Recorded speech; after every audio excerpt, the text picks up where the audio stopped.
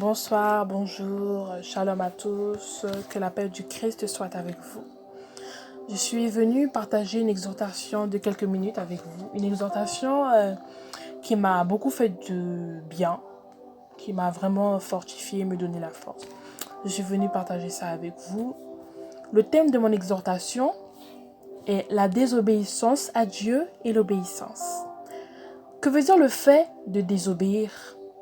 Selon le dictionnaire Larousse, c'est ne pas obéir à quelqu'un en refusant ce qu'il défend. Ne pas obéir a pour synonyme résister à, se rebeller contre. Lorsque nous prenons l'histoire de Jonas, dans Jonas chapitre 1, nous voyons que Dieu donne un ordre à Jonas d'aller à Ninive, car Dieu n'était pas content de ce qui se faisait là-bas. Il y avait trop de cruauté. La haine qu'il y avait dans ce peuple, Dieu n'était pas content. Jonas lui désobéit. Et il s'enfuit à Tarsis, car il avait peur de se faire tuer et qu'on le prenne pour un fou. Puisqu'il désobéit à Dieu, lorsqu'il se retrouva sur le bateau en direction pour aller à Tarsis, Dieu se mit en colère et souffla un vent impétueux. Il eut une grande tempête.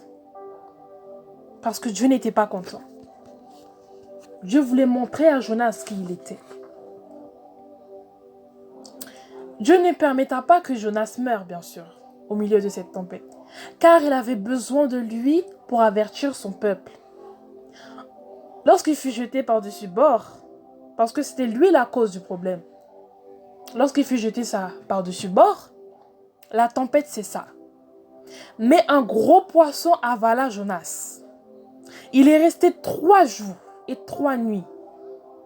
Pendant ce temps-là, lui, Jonas, il invoquait l'Éternel. Il demandait pitié à l'Éternel.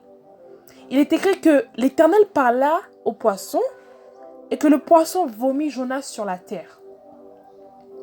Il est encore écrit que l'Éternel parla à Jonas, lui disant d'aller à Ninive. Et Jonas partit. Il n'avait pas le choix. Parce qu'on ne peut pas désobéir à Dieu comme ça. Si il nous envoie, il nous donnera le bagarri. On n'a pas besoin d'avoir peur. Par cette histoire-là, de la désobéissance de Jonas, il aurait pu mourir en mer. Sauf que Dieu est un Dieu de compassion. Il est miséricordieux. Et surtout, il est lent à la colère et il est riche en bonté de cœur. Il a montré à Jonas qui il était et les conséquences de lui désobéir. Aujourd'hui, la plupart des chrétiens n'obéissent pas à Dieu. Lorsqu'il leur envoie apporter une parole à quelqu'un, ils arrivent et ne font pas ce que Dieu leur dit. Ils changent d'avis. Mais qui es-tu pour décider de ce que Dieu a décidé? Dieu t'envoie et toi, tu dis non. Mais qui es-tu? Dieu t'a envoyé. Si il t'a envoyé, c'est qu'il sait pour le but qu'il t'a envoyé. Parfois, nous refusons d'apporter cette parole. Pourquoi? Et si cette parole pouvait sauver l'âme de quelqu'un? Toi, en le refusant, tu as ce fardeau-là sur ta tête. Tu ne peux pas refuser. Il arrive que parfois, Dieu nous envoie évangéliser dans une ville et nous refusons. Et la phrase la plus souvent dite est « Pourquoi moi? Ils me prendront comme un fou. Peu importe. Tant que tu libères ce que Dieu veut que tu libères, libère-le. Libère-le. Qu'ils te prennent pour un fou, qu'ils ne te prennent pas pour un fou, ça n'a pas d'importance. Tu sais que le Dieu qui t'a envoyé est un Dieu vrai. Donc va seulement et annonce la parole qu'il t'a dite. Si Dieu nous interpelle à aller évangéliser dans une ville précise, c'est pour un but précis. Dieu voudrait sauver une âme en particulier qui passerait là où toi, tu donnes sa parole. Désobéir à Dieu, c'est comme si tu ne prenais pas sa parole en considération. Tu ne lui donnes aucune valeur et par là, ton comportement déplaît à Dieu. Désobéir à Dieu, c'est s'attirer la colère de Dieu. Et c'est là aussi qu'on ouvre la porte à l'ennemi. À cause de cette désobéissance, l'ennemi, Satan, le diable, a accès à ta vie. La maladie te rencontre. Tu as tout le monde contre toi parce que tu as désobéi à Dieu. Le diable vient, il prend tout ce que tu as comme bien. Tu as désobéi. L'échec devient ton meilleur ami. Tu perds tout ce que tu avais récolté. Tu deviens comme une brebis égarée et tu es comme maudit. C'est pourquoi, en tant que chrétien et enfant de Dieu, nous ne devons pas contester la parole venant de Dieu, mais juste l'écouter et obéir. Que veut dire obéir? Selon Larousse, c'est un verbe transitif indirect qui veut dire se soumettre à quelqu'un en se conformant à ce qu'il ou elle ordonne ou défend. La Bible me dit que si j'obéis à la voix de l'Éternel en observant ses commandements, je serai béni dans tout ce que je fais. La réussite sera mon partage. Je serai toujours la tête et jamais à la queue. Je serai toujours en haut. Il me bénira et je ne serai jamais en bas. Il me bénira dans mes études, dans mes entreprises, dans mes finances, du lever jusqu'au coucher du soleil. Et dans Deutéronome chapitre 28, verset 7, où il est écrit qu'il me donnera la victoire sur mes ennemis qui s'élèveront contre moi et ils sortiront contre moi par un seul chemin et s'enfuiront devant moi par 7 chemins. Et c'est pour cela que je sais qu'en obéissant à Dieu, j'ai la protection assurée et que mes ennemis partiront loin de moi. Pourquoi désobéir? C'est plus facile d'obéir. Tu obéis à la parole de Dieu. Tu suis ses commandements, ses préceptes. Tu as tout.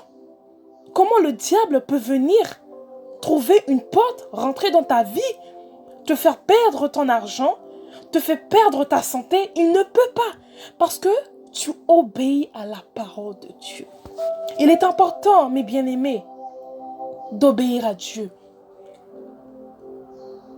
Parce que lorsque nous ne l'obéissons pas, cela ne lui plaît pas de voir que son enfant, sur qui il a mis une promesse, sur qui il a mis une bénédiction, lui désobéir. Et pourtant, lui qui dit qu'il a des projets de bonheur pour nous et non des projets de malheur. Que si on forme des projets de malheur contre nous, cela ne vient pas de lui. Non, cela vient de l'adversaire, Satan le diable. C'est pourquoi, bien-aimés, obéissez à la parole de Dieu. Il est plus facile d'obéir à la parole de Dieu et de conserver sa vie, sa santé, ses finances. Obéissons à Dieu. Obéissez-lui. Il est amour. Son amour est tellement grand. Son amour est infini. Son amour est éternel. Et c'est par amour qu'il s'est donné à la croix pour toi. Vraiment. Il s'est donné à la croix pour toi. Qui dans ta famille, qui parmi tes amis accepterait de se faire torturer, de se faire fouetter, de se faire insérer une couronne d'épines pour toi? Qui accepterait de se faire malmener comme cela, injurier comme ça pour toi, pour que toi tu puisses vivre? Qui? Dis-moi qui? Personne. Mais il y a un homme qu'on appelle Jésus. Cet homme-là n'a pas réfléchi. Il n'a pas contesté. Il n'a pas cherché. C'est par lui que nous pouvons parler au Père. Car il a déchiré le voile. Il a déchiré ce voile-là qui nous empêchait, qui nous cachait la face de notre Dieu. Obéissez-lui. Mes amis, obéissez Dieu, s'il vous plaît. Vous êtes ses enfants. Il vous aime. Il a dit dans sa parole que il n'y a pas plus grand amour que de donner sa vie pour un ami. Et il a dit que tu es son ami. Il a dit dans sa parole que tu es son ami. Et c'est pour ça qu'il a donné sa vie à la croix. Pour toi. Et par cet acte-là, il a condamné ton péché. Il a effacé tes souffrances. Il a pansé ton cœur. Le joug qui te condamnait a été brisé. Car il a triomphé de tout ça, de toutes ces malédictions, de tous ces fardeaux-là que tu traînais derrière toi depuis des années. Il a triomphé d'elle à la croix. Il a triomphé d'elle à la croix, comme je le disais. Bien-aimés, accrochons-nous à ce Jésus. Accrochons-nous à lui. Parce qu'il a dit dans sa parole que sans lui, on ne peut rien faire. Sans lui, nous ne pouvons rien faire. Sache que Jésus t'aime. Là où tu te sens rejeté, là où tu te sens humilié, là où tu ne te sens pas aimé, je viens te dire que arrête de chercher, arrête de chercher cet amour qui n'est que vanité, cet amour qui est que vanité. Dieu est la définition même de l'amour. Il nous aime d'un amour inconditionnel. Il n'est pas conditionné. L'amour des hommes est conditionné, mais son amour n'est pas conditionné. Il n'est pas conditionné. Accrochons-nous à ce Dieu-là. Accrochons-nous à lui. Observons sa parole. Ne lui désobéissons pas. Lorsque nous transgressons sa parole, cela serre le cœur de Dieu. Cela lui fait mal. Observons sa parole, observons ses préceptes, afin de conserver notre vie, afin que l'ennemi ne puisse pas avoir accès à notre vie, à notre santé, à nos finances, à notre entreprise. Acceptons-le. Ouvre ton cœur seulement à Jésus. Laisse-le entrer dans ta vie. Laisse-le souper avec toi. Approche-toi de lui et il s'approchera de toi. Arrête de lui désobéir. Ça lui fait mal. Arrête. Obéis seulement à sa parole. Et tu verras. Tu verras sa gloire dans ta vie. Obéis-lui. Ne cherche pas l'amour ailleurs. Ne regarde pas à gauche. Ne regarde pas à droite. Mais aie seulement les yeux fixés sur Jésus. Regarde seulement à la croix. Aie les yeux fixés à la croix. À la croix. Ne te détourne pas. Ne regarde pas en arrière. Sinon, l'ennemi te rattrapera. Il a dit que avec lui, nous sommes plus que vainqueurs. Accroche-toi à lui. Accroche-toi à lui.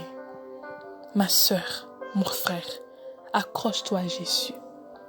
Il t'aime. Sache qu'il t'aime. Il t'aime, il t'aime. Et il t'attend. Il veut que tu reviennes à lui. Il veut que tu reviennes à lui.